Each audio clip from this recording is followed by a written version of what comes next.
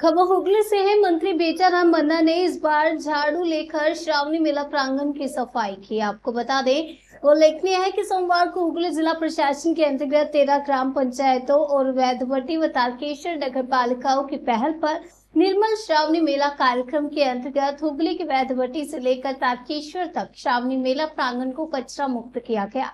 इस दिन श्रावणी मेला प्रांगण को कचरा मुक्त करने के साथ साथ तीर्थयात्रियों में स्वच्छता और पर्यावरण के प्रति जागरूकता भी बढ़ाई गई।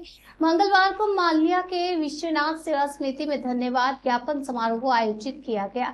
इस कार्यक्रम में उपस्थित थे मंत्री बेटाराम मन्ना, हरिपाल विधानसभा के विधायक डॉक्टर करबी मन्ना, जिलाधिकारी IAS मुक्त आर्या।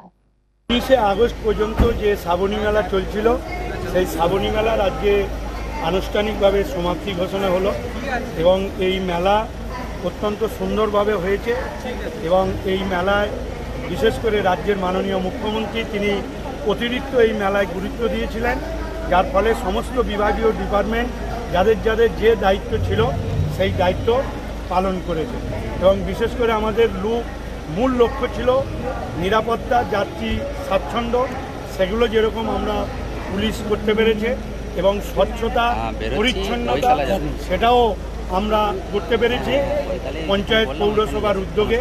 এবং বিশেষ করে এবারে PHE ডিপার্টমেন্টের পর্যাপ্ত টয়লেট, পানীয় জল, পরিবহন দপ্তর থেকে বাসের ব্যবস্থা করা, গঙ্গা আরতির ব্যবস্থা করা, একদম সবচেয়ে বড় কথা যে এবারে এই মেলাকে কেন্দ্র করে প্রায় 800 কোটি টাকার ব্যবসা হয়েছে।